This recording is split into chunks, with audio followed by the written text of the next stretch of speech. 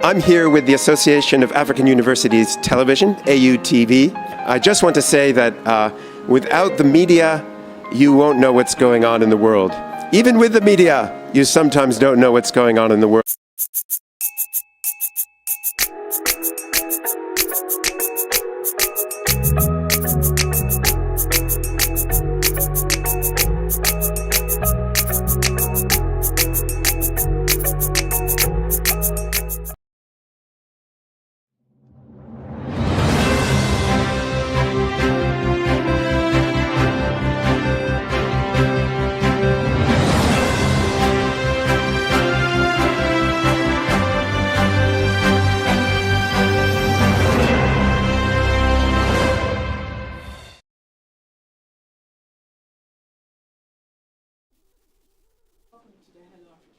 Show. My name is Jemima Daladem-Doche, and to our top stories.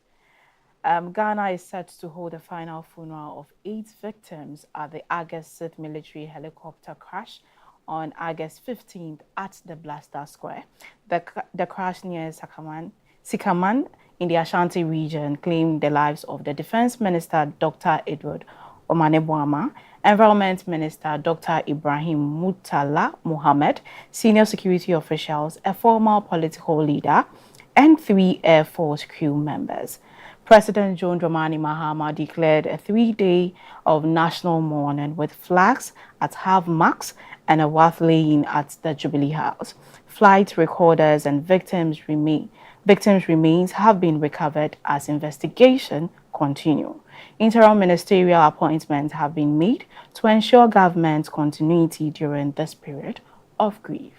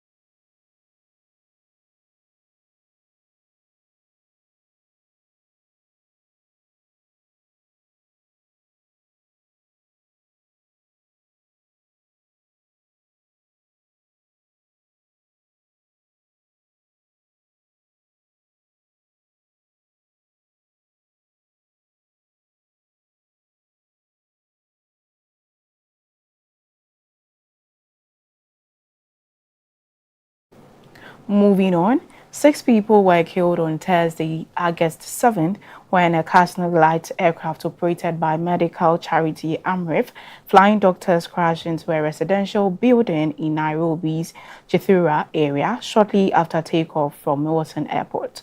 The plane en route from Hargeisa in Somalia lost radio and radar contact 3 minutes into the flight. 4 victims were on board, including doctors, nurses, and the pilot, while 2 others died on the ground. Authorities have launched an investigation into the cause as emergency team work at the site.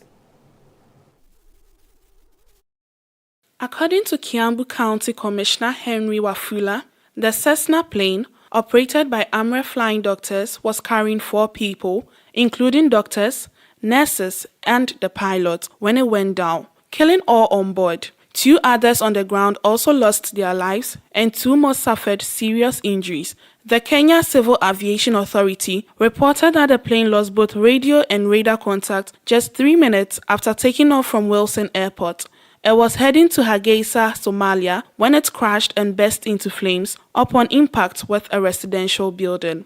Amref Flying Doctors stated it is working closely with aviation authorities and emergency teams to determine the cause of the crash. The Kenya Defense Forces and the National Police Service have been deployed for search and recovery operations. Witnesses reported hearing a loud explosion, followed by a flash of light and thick smoke rising from the scene as terrified residents fled the area.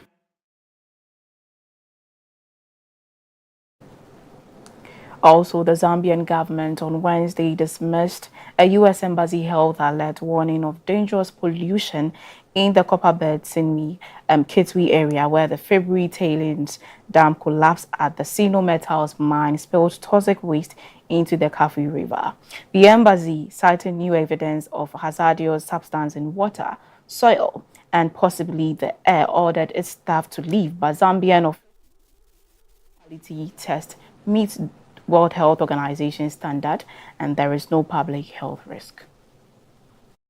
On Wednesday, the U.S. Embassy ordered the withdrawal of its personnel from Kitwe and surrounding areas, citing new evidence that a February mine spill left hazardous and carcinogenic substances in the water, soil, and possibly the air. The spill occurred when a tailings dam at the Chinese-owned Sino Metals mine collapsed into the Kafue River after heavy rain. The river is a critical drinking water source for the region.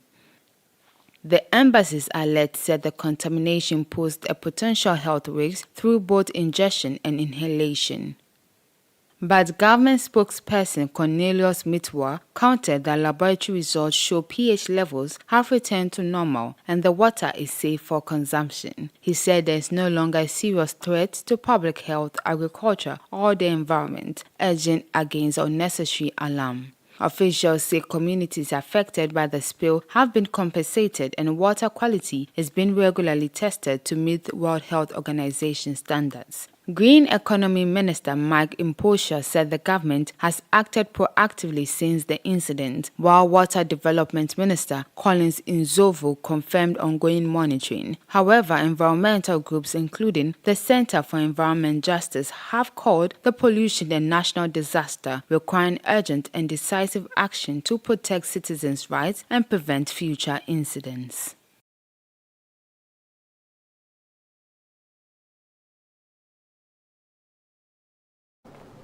The Niger state government has signed a 1.8 trillion naira agreement with Dangote Rice Limited to grow the offtake paddy rice over the next 10 years. The deal will see Niger Food Development develop 25,000 acres of commercial rice farmers, support 50,000 local farmers, and create 50,000 direct jobs aiming to enhance sustainable agriculture and food sufficiency.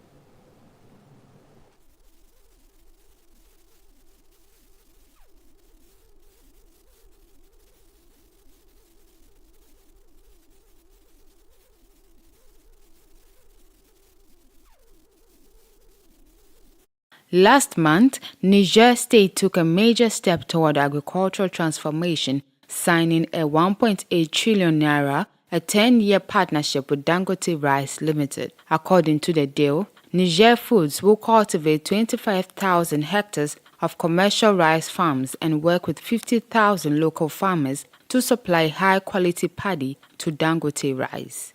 Officials say the project would directly create 50,000 jobs and boost sustainable agriculture across the state. Chairman of Niger Foods, Sami Adigon, explained that the program will tap into the waters of rivers Niger and Kaduna, as well as other sources to increase irrigation and improve yields. Dangote Group President Aliko Dangote described the initiative as part of his company's broader investment in rice mills and plantations in 6 states, designed to promote food self-sufficiency, enhance rural incomes, and strengthen Nigerians' food security.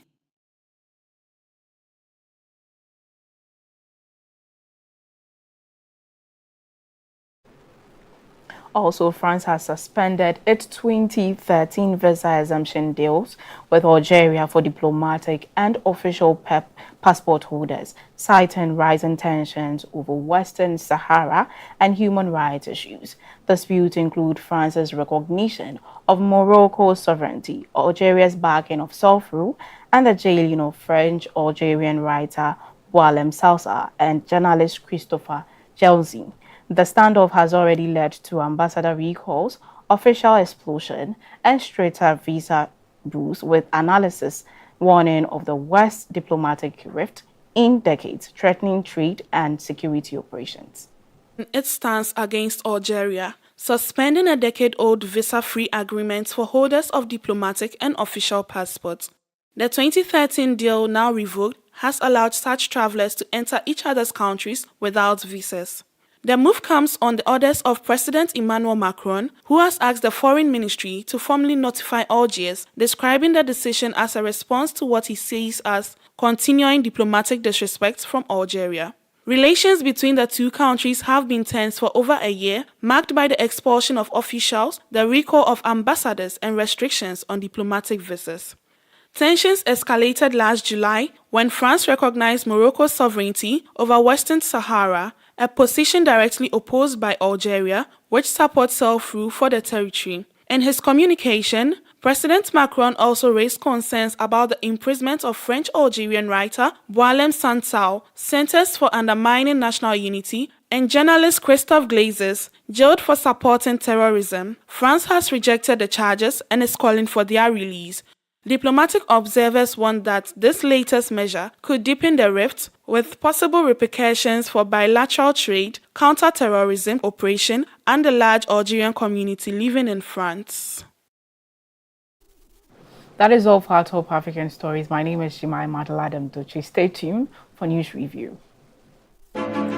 Explore a whole new world of exciting visuals with AAU TV.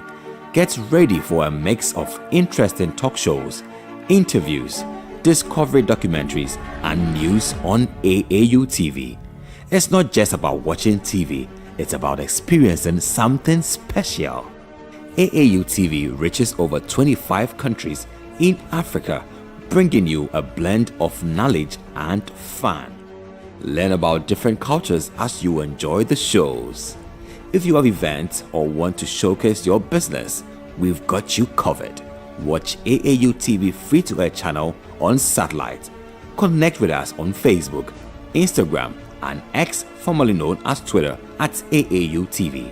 Reach out on call or WhatsApp us at +233 26 629 6601 or +233 20 399 5210. AAU TV, the voice of higher education in Africa.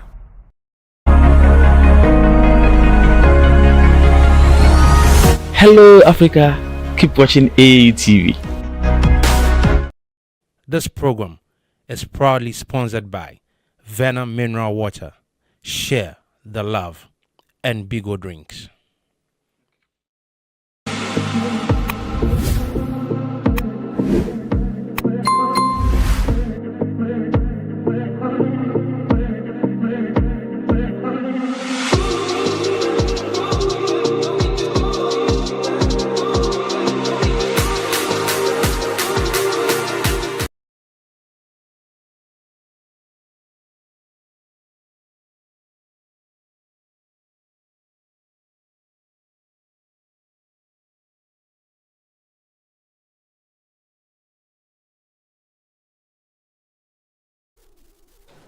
Good day, Africa. This is the Hello Africa Morning Show coming to you live from the headquarters of the Association of African Universities here in Accra, Ghana. My name is Jemima Daladem Doche, and I'm doing this with Ajimando Chodako's the name. And I'm glad to be here with you, Jemima. I'm also glad we are here. How was the weekend? It was a good one. If not for the very terrifying news about the loss of our national heroes Yes. and statesmen. This news has shattered lots of hearts. Lots of people. And I mean, these are heavy words. I can't even express them completely. So I sit here calm and sober to express myself to the people of Ghana and across the continent to also sympathize with us on this national loss. Yeah. Well, let's go into it. I also, well, when the issue happened on Wednesday, I was already in a way having a bad day, kind of, and I heard the news, and it was a whole lot. To be honest, I shed some tears because it's. I mean, we do not hope for. We don't even think of these things happening, and this is such a big blow. Ghana losing like 8 people on the spot. Nothing, burning they are just burnt into ashes. And you just ask yourself, I mean, with all the stories we are hearing, which we'll bring to the viewers later, we just want to know how, like, this whole thing coming up and the people on it, people who were not supposed to be on. I mean, we'll come back with the details about that. You raised the how factor, which is very important. Yeah. How did it happen? Everybody is asking, how did it happen? I mean, the helicopter set off from Accra and then it got to Sikamai, the Ashanti region, and then what happened? All of a sudden, the big bird falls down, and then we can't even find a human being in it. Everything is burnt to ashes.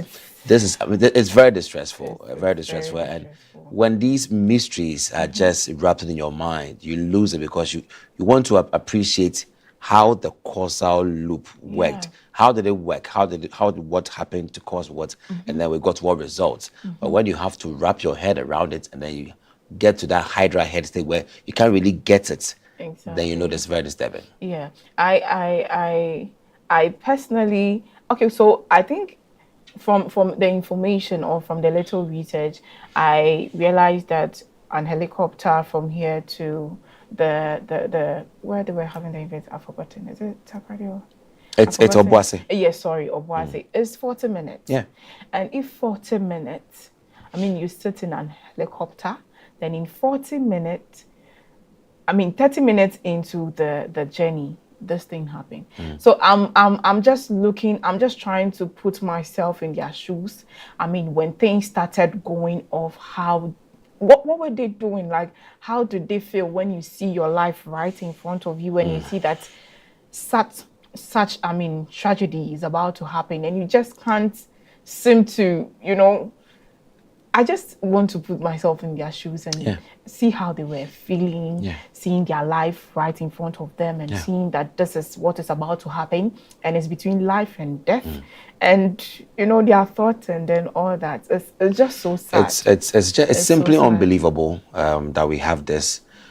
The cause for which these statesmen left Accra to Obuasi was a very great cause. The Minister for Natural Resources, Honorable Kofi Amabua, had launched the National Anti-Illegal Mining Operations team, and he was launching this in Obuasi. And the goal was to just tell Ghana, we are ready to combat illegal mining. Something that we have grappled with for so many years. And for such a good purpose, it's good to have the Minister of Defense there. Also the Minister for Natural, Environment, Science and Technology over there as well. These are important stakeholders who ought to be there for the launch of this team of say, guardmen for this operation. They're on their way.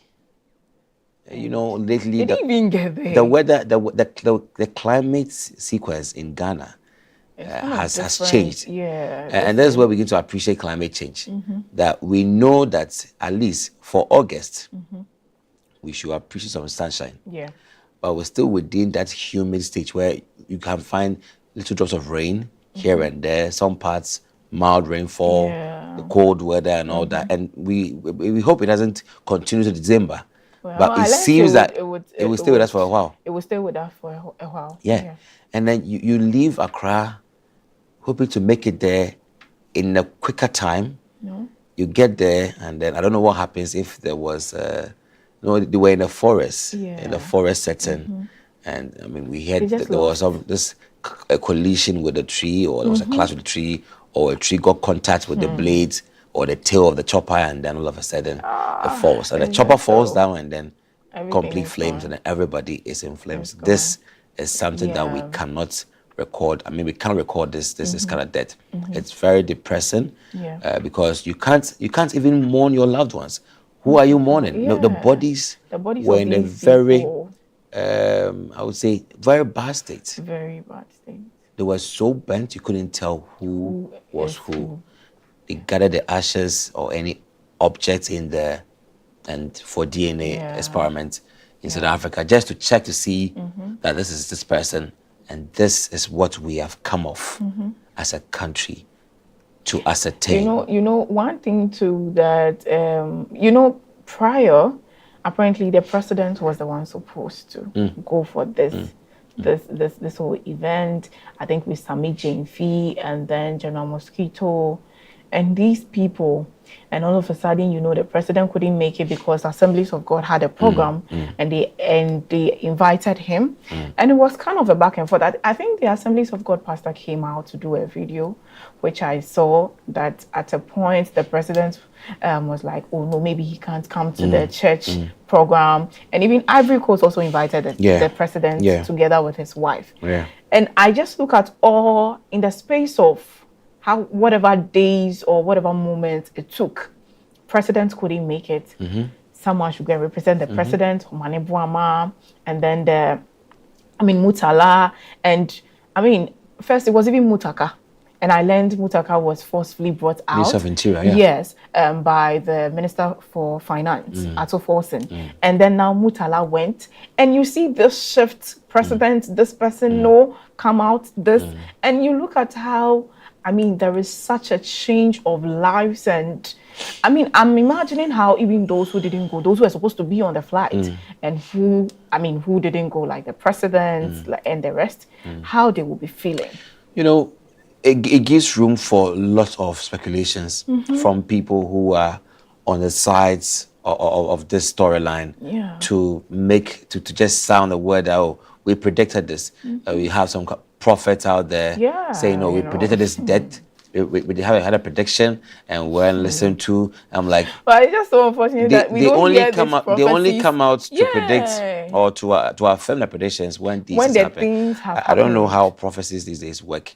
When it happens, then we say, yeah, we said it. What's the meaning of this? But let's be factual over here. Yeah.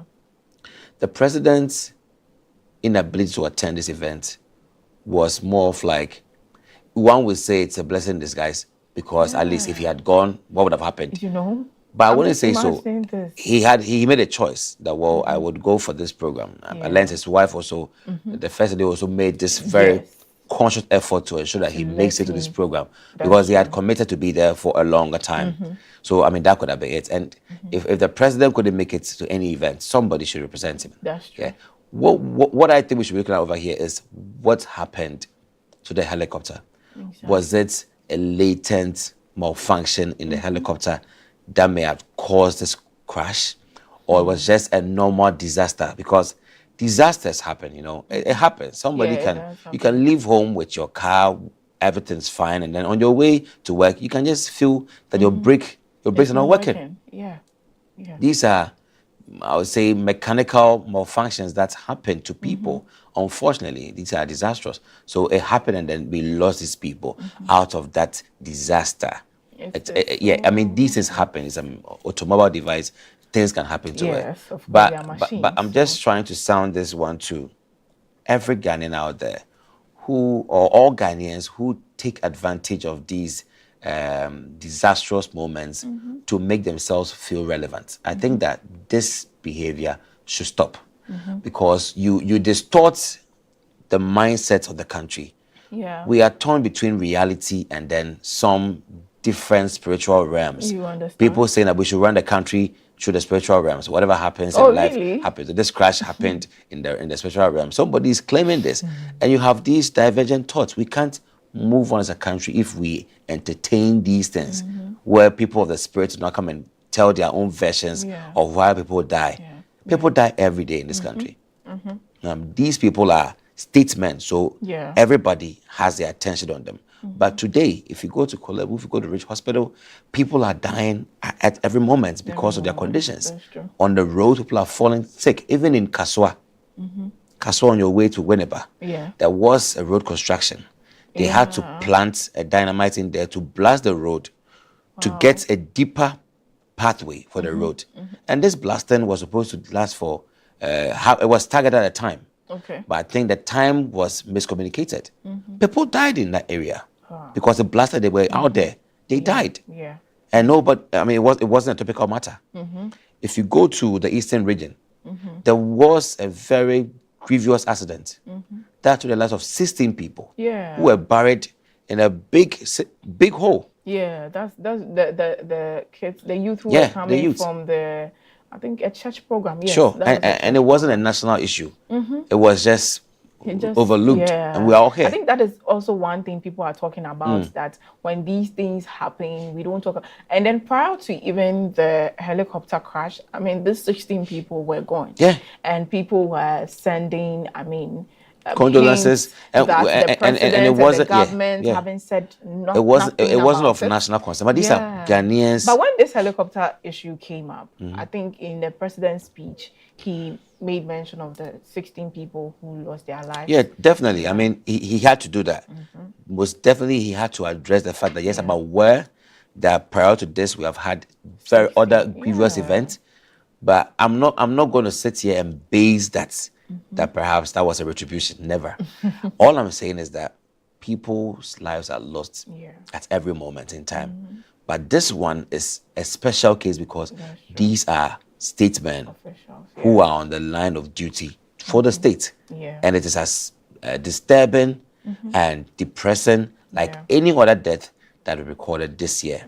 And it's far too many deaths as a country that we should try and sit down. I mean, there's been a lot of plane crash lots of too. I mean, globally, there is one, globally, Kenya, and then US. Kenya was, I think, 6.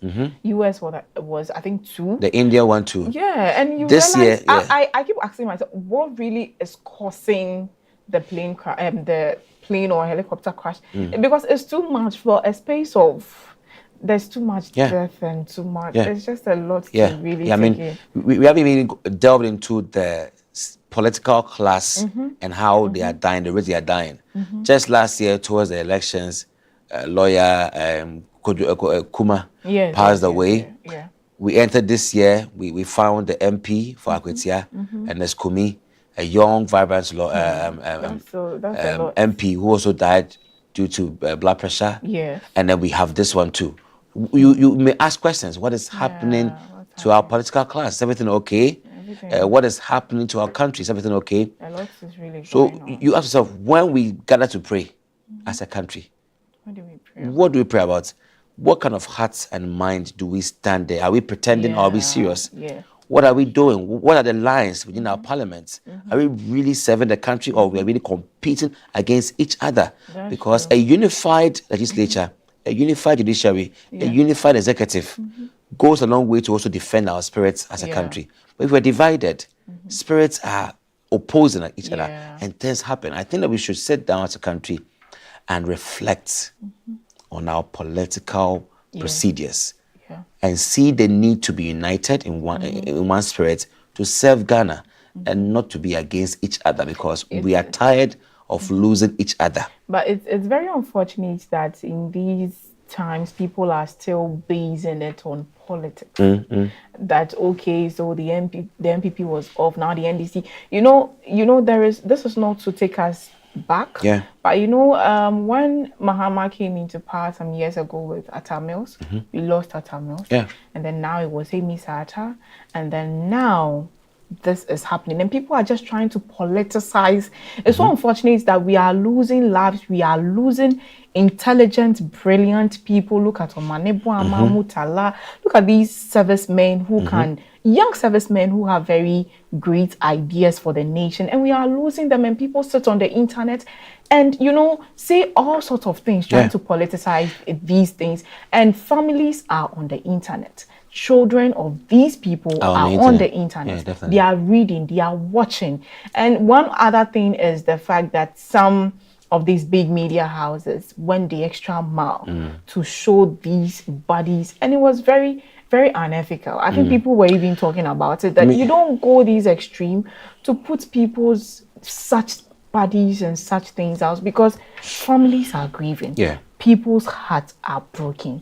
And it is so unfortunate that we do not want to be human enough and put ourselves in these people's shoes and not go, the extra mile and be careful of the things we say or the things we put out there. Yeah, definitely. And, just before we go into the profiles of these heroes, I want to just say that this is the culture of politics that we experience in our country.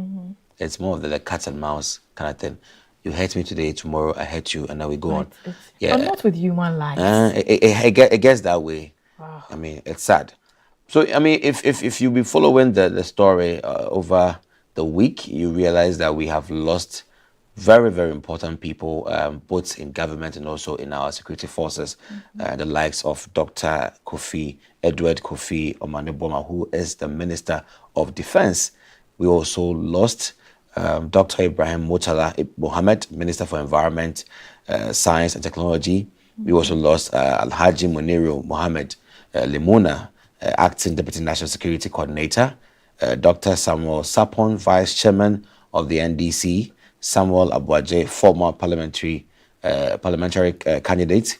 We also lost Squadron Leader Peter Bafemi Anala, Flying Officer Manien Chum Ampedu, and then Sergeant Ernest Ado Mensa. These were, I would say, gallant men. I mean, very firm and very able on the line of duty, all for the love of combating illegal mining. It's like on your way to serve your country. I think for one very thing the poor. country can really do is to really fight Galamsey to honor these people. I mean, it's a very good conclusion. It's a very good conclusion. Because they were on the move to help people do things rightfully, and they lose their lives. And the least Ghana or Mahama can lead the country to do is to stand firm and fight Galamsey. Yeah, we can't keep losing people like definitely. Ghana's stance on the fight of Galamsey had been very loose. It's like tightening bolts and then leaving some room for screw to be opened. We have been very loose and reckless towards Galamsey as an item, as menace.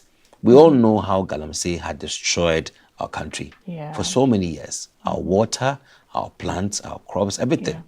Today, kidney disease is on a rampant because the chemicals that we used in doing Galamsey are all over what we take. So we are dying. Young people are dying.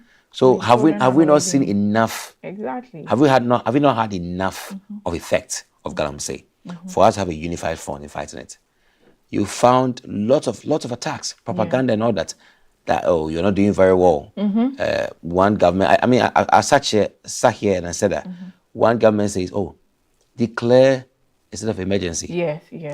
Okay. Then the new government comes to power, do that, you're not doing it. We launch a national anti-illegal mining force to go on site and do this. And whilst at the launch of this, we have this unfortunate incident. Yeah. So you have this response team that are working towards this. What will be the way forward?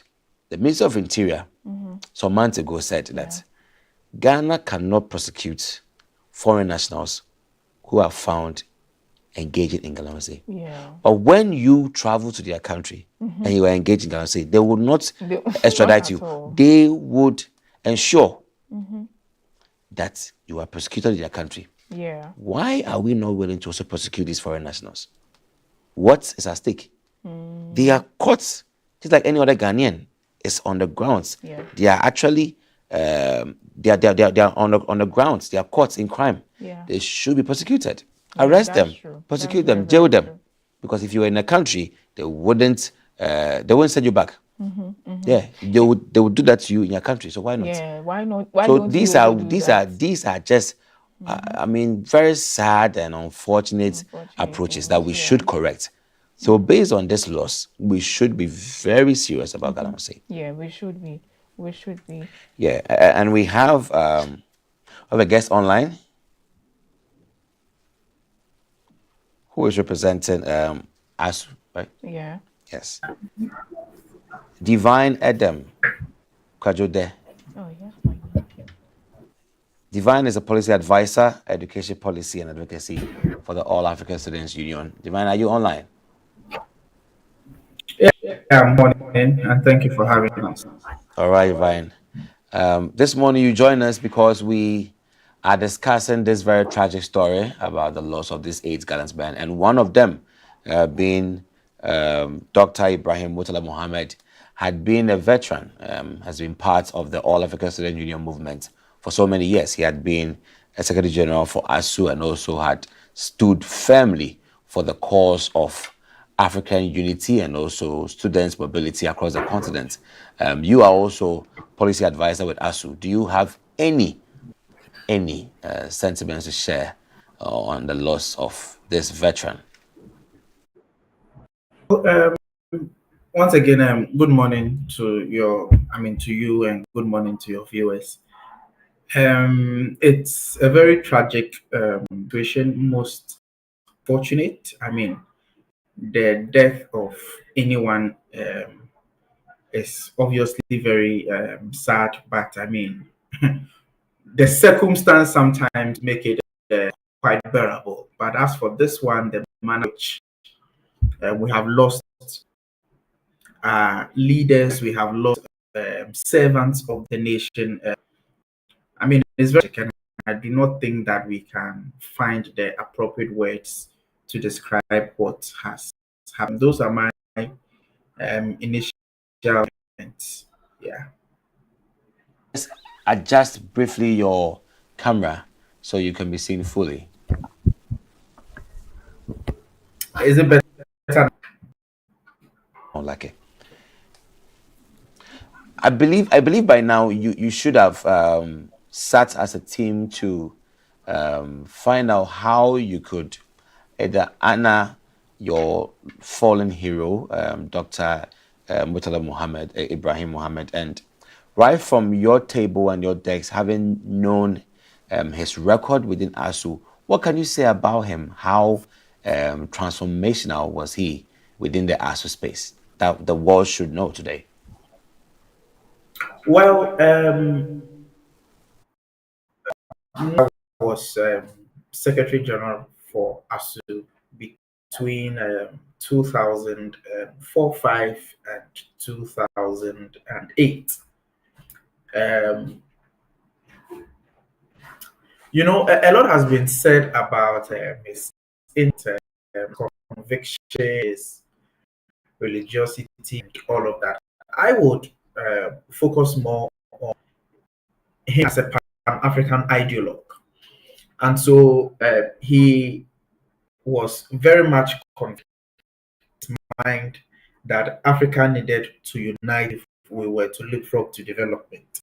And so in his role as ASU Secretary General, he placed Pan-Africanism front, back, and center of everything that was as a union. And so that, I would say, is his enduring as within for unity of Africa, calling for African integration, always calling collaboration of African government, to move the masses forward. And so it's what we at ASU remember him for. To what we are doing its movement to honor him. As you are aware, ASU is a continental federation of 54 national student unions. One of our members, a very prominent member for that matter, is one of Ghana Student NUCS. NUCS is having a candlelight process from Lagos to UPSA in the coming days. I'm sure the details will soon be out. For all present and former student leaders, student activists, and those in the student movement to join and pay their homage and respect to our fallen heroes. You would also know that the former defense minister, Dr. Romane Buama, was also president. And so the candlelight procession will be to honor the memory of both Dr. Muhammad and Ibrahim Murtala. Dr. Ibrahim Murtala Muhammad was African ideologue, and that everything he did as affected that. And these are very, very accomplishments by Dr. Murtala Muhammad based on his connection with ASU as a Pan-Africanist and also someone who had ideals for African unity. One more thing we want to know about Dr. Murtala's work within ASU. Were there any notable accomplishment that he had laid down that today speak for itself within ASU that the world should know? Okay. So at ASU, we have, when we were founded to fight against colonialism, apartheid. At every age, generation, we have some strategic priorities that we focus on. Currently, we have 7 strategic priority areas. One of those priority areas is Pan Africanism and African culture. And so we always make sure that whatever we do as a union, we are doing it within the Pan African context. I dare say that the adoption by Congress of Pan Africanism and African culture as a key strategic priority of the union, you know, as a key strategic priority of the union, is as a result of the advocacy efforts of Honorable Dr. Ibrahim Murtala Mohammed. And so you would ask me what lasting imprint he has left on ASU. It is that we must always do things in an integrated fashion. We must always continue to promote Pan-Africanist ideals. We must always continue to promote the African culture. I think that that would be his most enduring legacy to the forward movement of ASU. That today, if you come to ASU, it has been adopted as an official priority of the union as a consequence of the foundations he laid some 2 decades ago, or 1.5 decades when he was of the union. Very bold achievement right there. Very strong print he made in ASU. And today, if there are any lessons that we should learn from such a very illustrious fallen hero, who's also a Pan-Africanist, what lessons can you share with us today that we can also learn of Honorable Dr. Murtala Ibrahim Mohammed on his line of service, on his achievements, and the one we can use to also build our professional and corporate character? Okay. Murtala was a person of conviction. I mean, if you set his mind on something, he would, do everything possible to achieve it.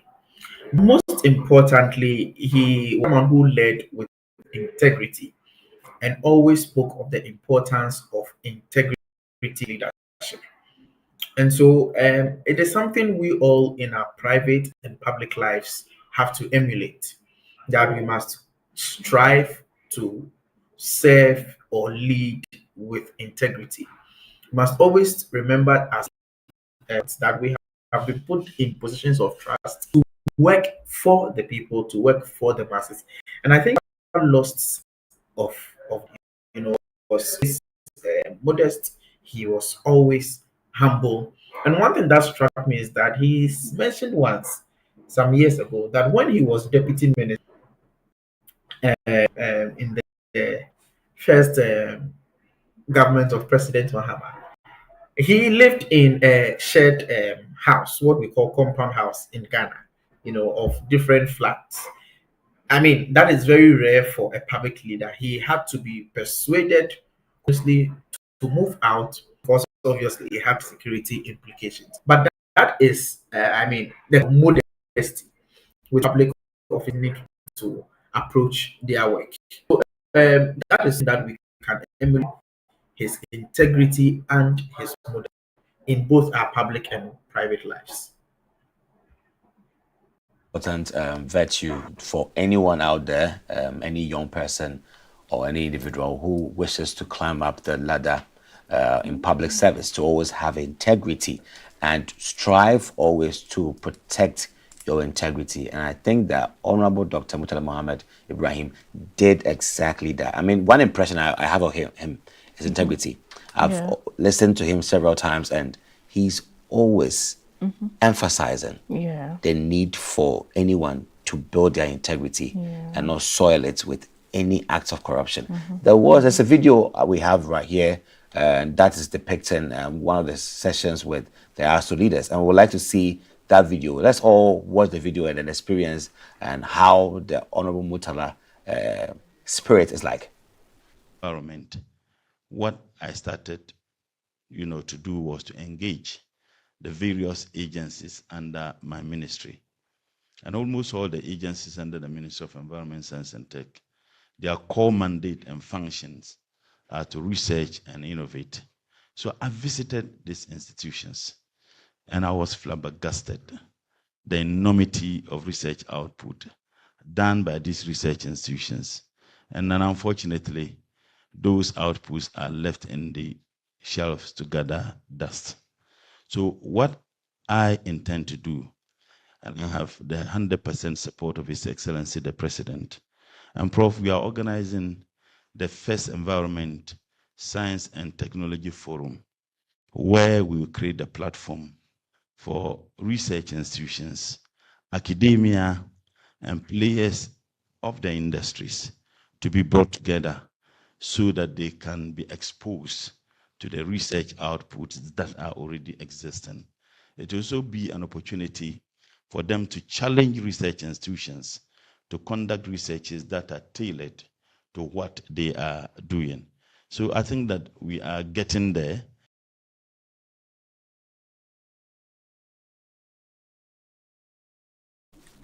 There we saw him. Just some weeks ago, he was joined with the leaders of ASU for this ECHO conference, and it was an amazing one. And he was sharing these very candid words with them. It is unfortunate that today we stand to say that Honorable Dr. Murtala Ibrahim Mohammed is no more with us, even though some weeks ago he was with us. But to you, Divine, let's just mention one last thing. What is ASU's next plans? Or how do you intend? You mentioned what Nooks will be doing, the candle night, candle walk from University of Ghana to UPSA. Aside that, has ASU got any other things to do to honor this very illustrious hero? The leadership is definitely planning something, and I'm sure that within the next couple of days, leadership of ASU should come.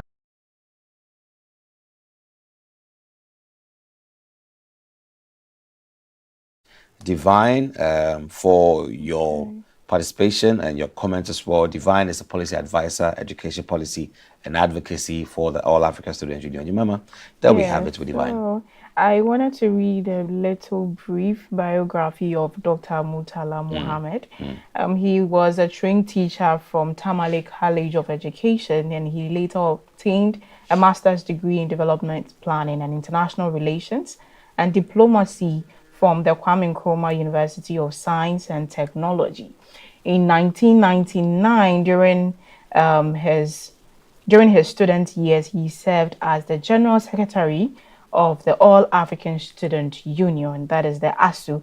A decade later, in 2009, he was appointed as coordinator for the National Youth Employment Program. In his political career, he was first elected to Parliament in 2012, representing the people of Nanto between 2013 and 2014. He also served as Deputy Information Minister in the first term of President John Dramani Mahama, and also as Deputy Minister for Trade and Industry. And of course, in 2024, last year's election, after President Mahama's victory, Dr. Mohammed was appointed Minister of Environment, Science and Technology. And in his role, he was at the forefront of the fight against illegal mining, locally known as Galamsey. He was also a member of parliament for the Tamale Central constituency in the northern region before his death. He was a Muslim, married, and a father of 3 amazing children. Yeah, there we have it. I mean, it's a very nice way to conclude a very tragic story like that. I mean, there are other biographies. Yeah. We have that of Dr. Kofi Maniboma. Let me tell you something about this man, Dr. Maniboma. Sometimes you may not know anyone physically, right, or personally, but you can watch them as they execute their roles. And there was this day he was in Parliament reading a defense report or something, and then he was questioned by the minority. And I that's when I got to appreciate him very well, that He said, listen, a point of correction. He corrected the minority. Point of correction. This and that. And I was like, okay. You see, sometimes, and I mean, Omane Boamah was a very candid man. He also had the same integrity that we are saying about Dr. Murtala Mohammed. Omane Boamah had that open mind for his work. There are different kinds of politicians out there. There are some that are peddled by propaganda, and that's how they chase clouds. And there are some that are doing the work for what it is, and are not mixing it with any other things like propaganda or lies. But this man was purely for his work and role. And that is something that I know him for, and I believe that everybody else in the country knows him for that very open, pure-hearted mindset towards his work as defense minister. And it's sad that we also had to lose him through this tragic accident.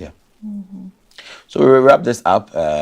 So we now get to the next story on the National Anti-Illegal Mining Operations Secretariat, NIMOS, launched March 2025 with the goal to be at the forefront combating illegal mining in Ghana. And we have, I mean, if it's a great news or it's one feat for them, is that they had arrested 9 Chinese nationals, 2 women and 7 men over illegal mining in Wasa Ekropon in the Western region. I mean, have we not gotten tired of allowing foreign nationals to be in the action of destroying and depleting our lands?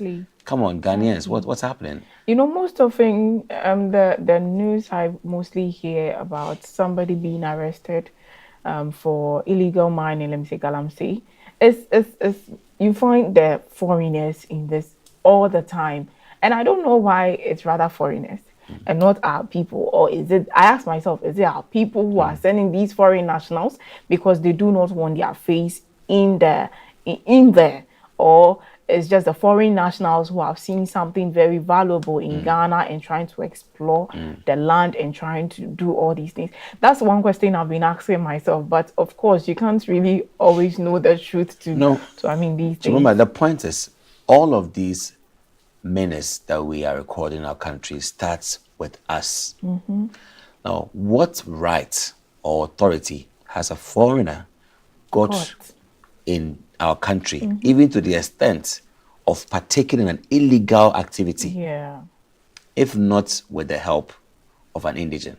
Exactly. It takes a Ghanaian to guarantee the arrival of a foreign national into Ghana. It takes a Ghanaian to ensure that all other safety, welfare, transportation, and living in Ghana is all catered for by a Ghanaian. So Ghanaians front, invite them. They have their own land. They invite these Chinese. They have the resources to invest in these Chanfine excavator and co to come and dig everything. Then they have a percentage. So it's your land, but I bring the machines. We dig it, we refine it, and then I get my 80%, you get 20 or 60, 40, 70, 30. And that is what we have been doing in this country. It's sad. And you see, this is the same thing we are fighting. We are fighting and we are losing our people. And it's so unfortunate that looking to what extreme punishment will be meted to them in their country that you cannot do to them here. No, their country would definitely, because the Chinese government in one way or the other has a benefit to this. I mean, that's true. I mean, there's no malice or there's no mischief. If a Chinese is in Ghana doing illegal mining, they don't spend the money here. They spend the money in their country. So the Chinese government, to understand, cannot say or cannot disclaim that we have no idea about the operations of our nationals in Ghana. They are aware. So do our national leaders also know about this. Because when they break the cuts down, some of the cuts goes into these areas. So some of them know about this. The chief of the area knows about this. Of course. The MP in Wasa Ekropon, to an extent, I can say, knows about this. But they keep quiet. Because it can't happen under your watch blindly. And even to the Minister of Interior, for you to say, for us, when we catch Ghanaians and Chinese engaged in illegal mining, what we do is that we will prosecute the Ghanaians and then we will deport the Chinese. What are you talking about? It doesn't make sense. And you keep arresting Chinese all the time too. Yeah, all the time. I think there was one female Chinese Aisha Wang, woman. right? Yeah. She was arrested and then she came back again. Aisha Wang was defended here in Ghana. Yes. We had our own Ghanaian lawyers defending her in court. And after the court had to say, you go back to your country. We will jail you. Go back to your country. But now the floodgates have been opened. The Chinese are now involved. They have got all the resources to do so. If Ghana is really serious about fighting Galamsey and not just doing anything, no facade, right? No fugazi, not like we're just trying to paint an illusion or a mirage for you to say, oh, it's working, but it's not working. If we're really serious about this, if you arrest a foreign national, prosecute them. Yeah. But do you think the government is doing enough? Is doing enough when it comes to fighting illegal mining? Because I think the former president, during his tenure, there were a lot of how do we call it? This whole walk on the streets. This whole walk on the streets in the bid to fight Galamsey. I mean, there were people talk. I mean, it became a national issue, and for that period of time, whatever was going on was we were asking. So, what are you doing? I remember I saw videos of women, mothers, children in these areas, and then it was heartbreaking. And I mean, at that time, the government then was a bit quiet. And then now there is a new government. We are telling you that these issues are still persistent. Galamsey is still on the rise. Our water bodies are being polluted. Children are born with a lot of issues, a lot of diseases and all that. And you look at all these things and you see, and at the long run, we have lost 8 prominent people in this country. And as I said earlier, I think the least we can do is to let government, led by Mahama, His Excellency John Dramani Mahama, step foot down in fighting this illegal mining. Because people have died and people are still working in illegal mining areas. And it's really not. The bottom line of it is, if we're really serious at this, if you arrest any foreign national, jail them. If you cannot jail them, then you are also, you are just corroborating. Because if I cannot be jailed in Ghana and I'll be deported, then it's a motivator. Then I will do it. When I'm caught, I'll go back home. I'll go back to just my house. that. Because when you are caught in their country, you will not go back home. So I think that if we're really into this, let's jail them and prosecute them. So we'll move to our third story, which talks about 6 dead in Nairobi medical flight crash. This is another one. So 6 people have died after an Humphrey and Flying Doctors aircraft crashed into a residential neighborhood in Nairobi, Kenya. And these went down just 3 minutes after takeoff from Wilson Airport. The victims include 4 crew members and a medical staff on board and 2 civilians on ground. And investigations are underway as rescue teams and aviation authorities work to determine the cause of the crash. This is another one. And I asked myself, why? What is happening? Is it our climate? Is it the flight or the machines themselves, or really what is the problem? Because these are 6 people from Nairobi having doctors and nurses on these flights, as well as the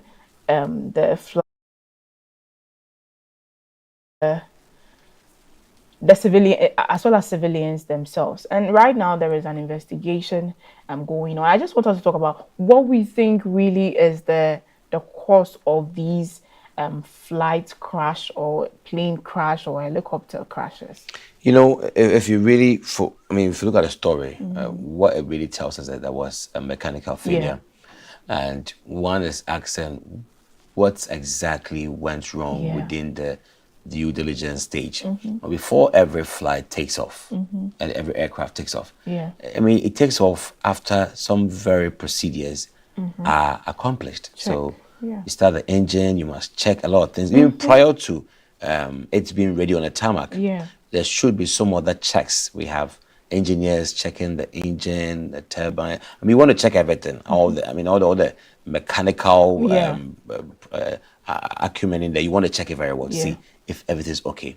So when you fly, you take off, and then you find that there's something wrong somewhere, then it impedes upon the due diligence you did. That indeed was there due diligence, or was it? But I'm just surprised that surprising between act. 3 minutes, that was I think 14:14 local time, and between that 14:14 and 14:17, there was a crash.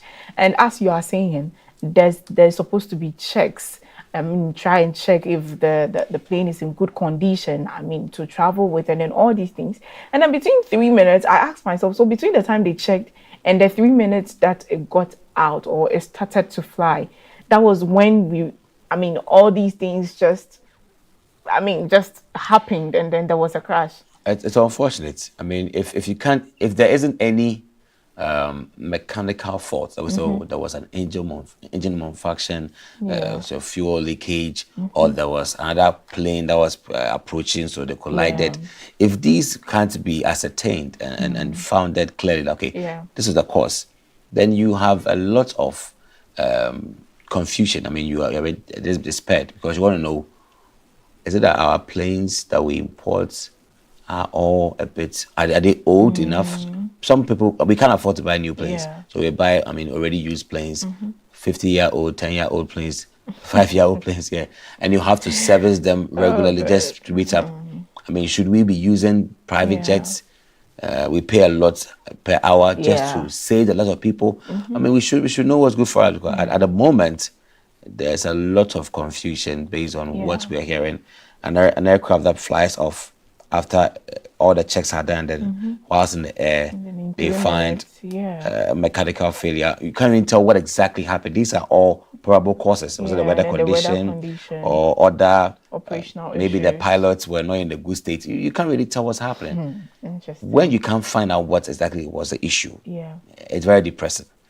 We want to know what happened so we can learn of it. That's all. We want to learn. Yeah, that's true. I think it's high time we get to know really what happens when it comes to these things. And moving forward, we are hoping that we learn from whatever has been happening, because this is like a community impact.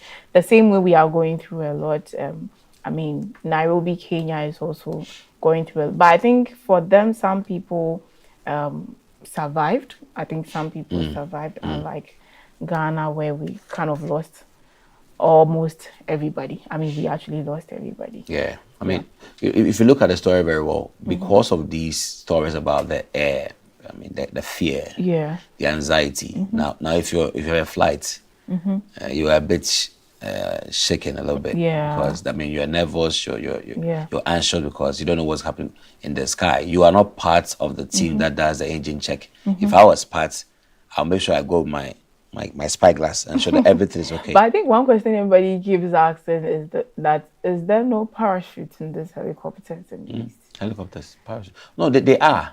They are, but you see, these, for example, the one in Ghana, this event wasn't one that they saw. It's like, I see a smoke. If I'm the pilot, I see a smoke on my tail. I know that I cannot land with this. And therefore, we have to do an emergency step out. So we have to now get everybody a parachute and have them jump off. He didn't see it coming. He couldn't anticipate that. Nobody said, I saw a smoke coming from the rear side. But just a quick clash and then flames. It's interesting. So I think we'll just go for a break. Yeah, take us. Okay, so we'll go for a break, and when we come back, we'll give you the lifestyle segment. Stay tuned. Explore a whole new world of exciting visuals with AAU TV. Get ready for a mix of interesting talk shows, interviews, discovery documentaries, and news on AAU TV. It's not just about watching TV, it's about experiencing something special. AAU TV reaches over 25 countries in Africa, bringing you a blend of knowledge and fun. Learn about different cultures as you enjoy the shows. If you have events or want to showcase your business, we've got you covered.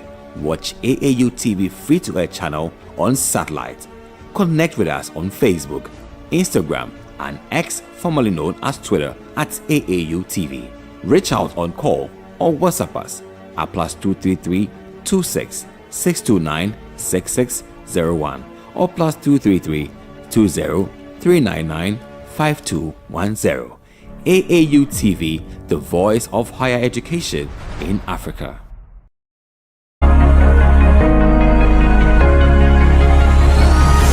Hello, Africa. Keep watching AAU TV. This program is proudly sponsored by Vena Mineral Water, Share the Love, and Bigo Drinks.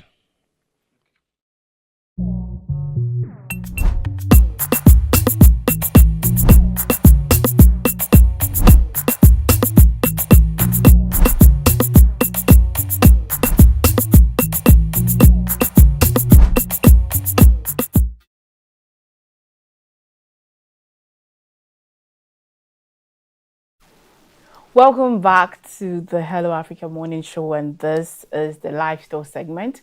And of course, I'm your host. My name is Jemima Deladem Duchi. So today we have an amazing guest, a special guest in our midst who will join us online, and he's in the person of Mr. Ernest Kobina Idusa.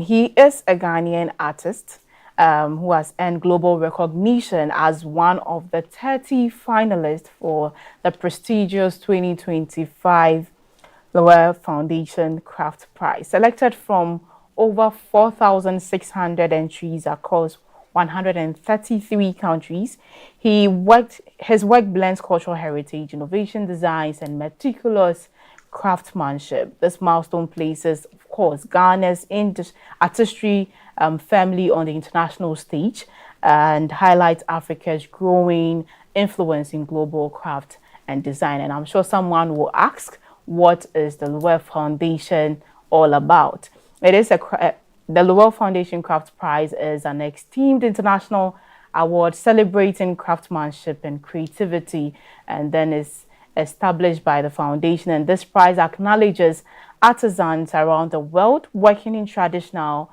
and contemporary media like textiles, ceramics, and wood, among others.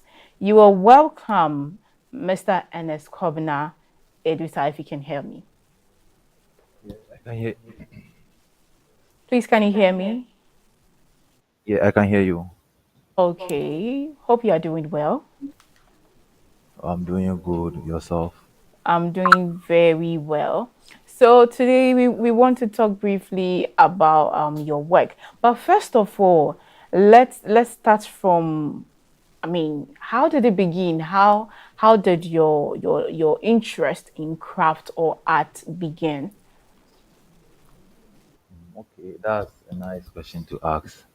I would say, growing up as a child, have had this kind of connection with what I can do with my hands. You get it? So there was, I mean, there was a clay at where I live, my backyard. So when I'm at home, my siblings and I will be working around with this kind of clay, then stuff building these cooking pots and stuff. You get it? Yeah. So it was recently that after my life in secondary high, I intended doing visual art as a whole. Yeah. So I did visual art, studied a bit of ceramics, graphic design, then bit of textiles. Yeah. So I wanted to major in com design, but I didn't get an offer in the university. I mean, Kwame Nkrumah University of Science and Technology. So I came in pursuing BFA ceramics. Yeah. So I was that's the whole concept. Yeah. Through your page, page, and I would say that your work explores identity, cultural history, and I mean it's more of culture. And how do you develop these ideas? Okay. I would say as artists, our inspirations from a whole lot of factors, like a whole lot of surroundings and stuff. But me coming to the university at first, there was this kind of lecture, a teaching assistant who explored into that space. So I was kind of inspired with the spaces that his works are being exploited and explored about. So that was the main thing that channeled my instinct. So I wanted to like have a portion of his inspiration in my art creation. Yeah. I want you to walk us through a typical creative process. I mean, from the concept that you generate in your mind as to what exactly you want to build and how you go about it and how the finishing is. Can you walk us through briefly how this whole concept come about? Okay. With the concept, I would say sometimes it comes in a funny way. You get it? Sometimes you'll be walking around, you see certain objects, certain surface, you'll be like, oh, I'm an artist. This surface seems interesting, so I mean, amend them in my way that I see things as an artist.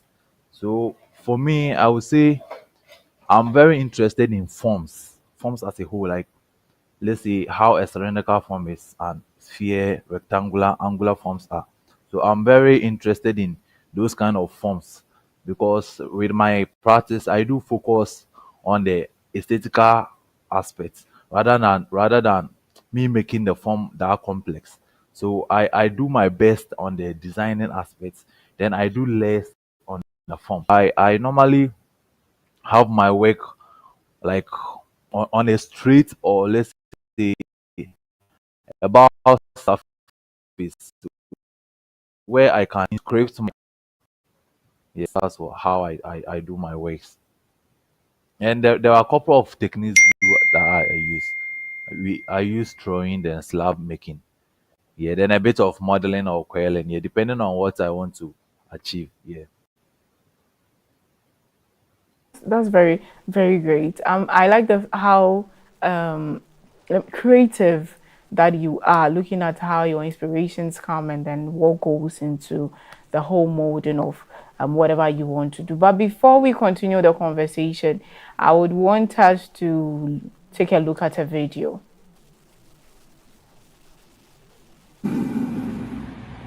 Welcome to Madrid, the home of Loewe since 1846. This year, Loewe is bringing its craft prize to the Spanish capital. Let's explore the worlds of the shortlisted artists. We begin our story in Ghana, where Kabina Reducer has dug deep into his Arkan heritage and written his story in clay and bandages.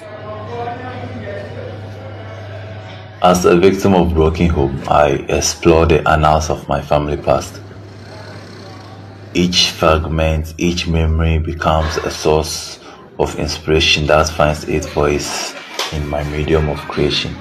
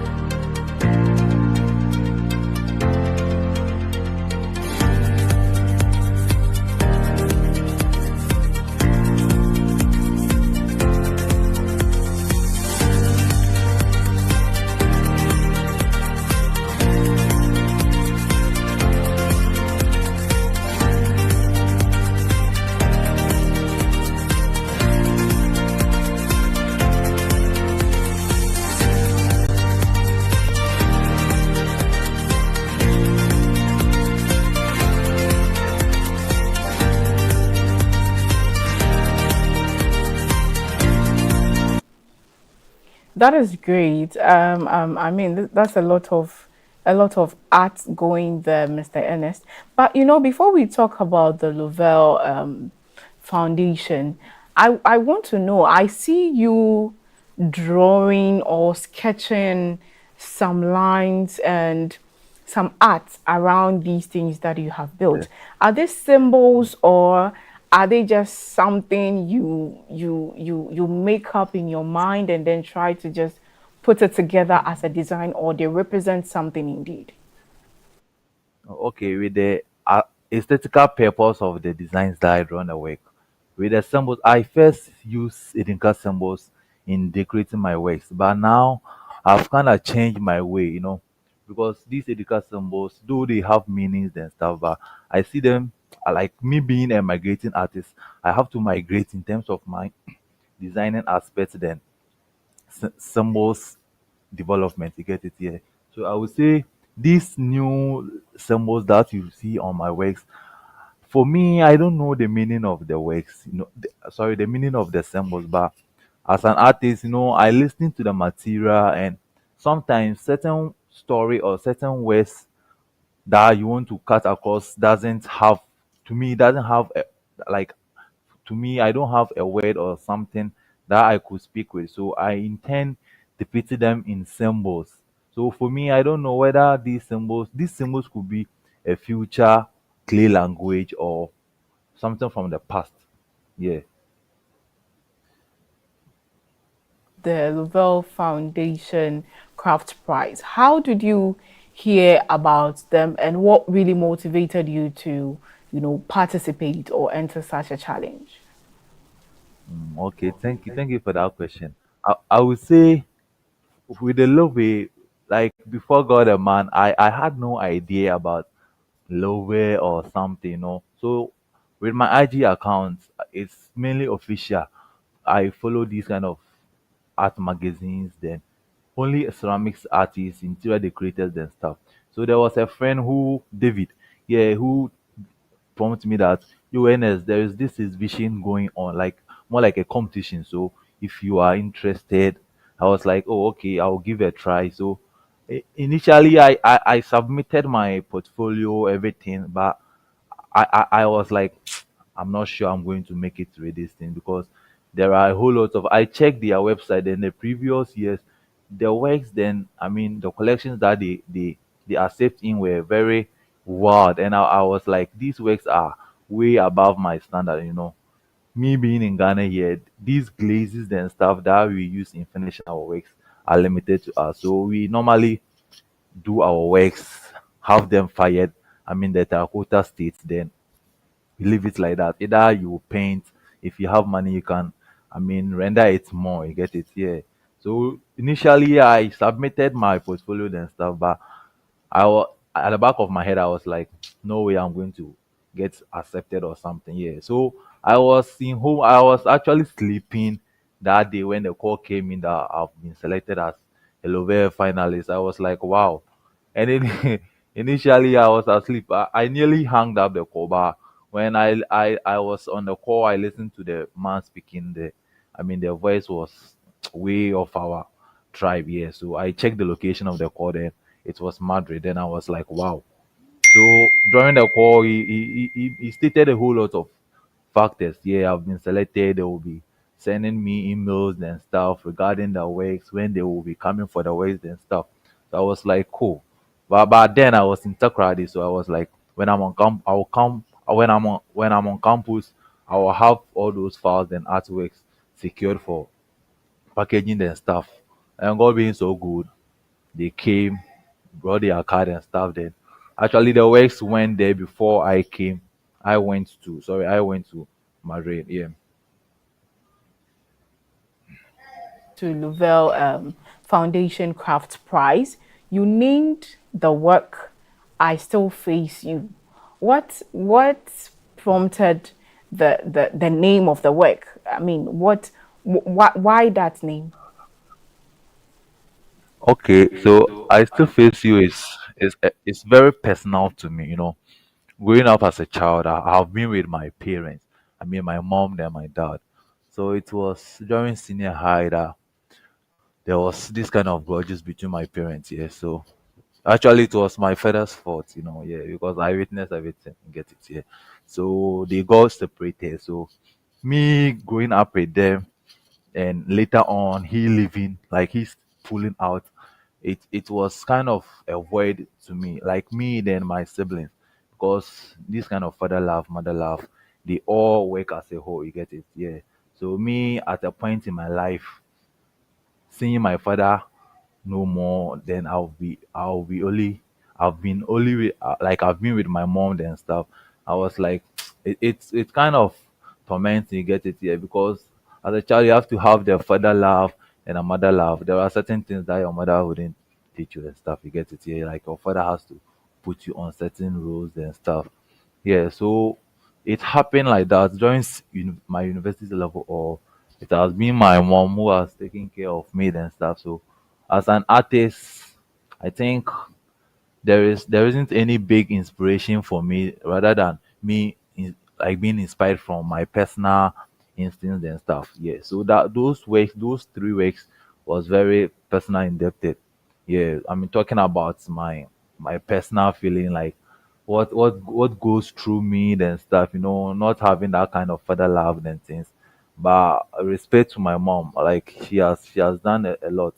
I mean, she wearing the shoes of a father has a great magnitude on us, and I see to it that whenever I find myself in a very big platform, I will always acknowledge her. She has done a lot. She has done a lot. So the reason why I named the artwork "I Still Face You" your is this career or is like shaped the story. your outlook going forward? Because this is a platform. So what really has this influence brought to your career? Oh, okay. I would say at first, no, this me doing art, I wasn't, though I was doing it, but the motivation was kind of low and stuff. But now that I've gotten this kind of exposure and stuff, I intend doing my best, like giving my all into this art world. Yeah. Before you go, are there any new projects or ideas you are currently exploring? I mean, after this whole Lovell Foundation project.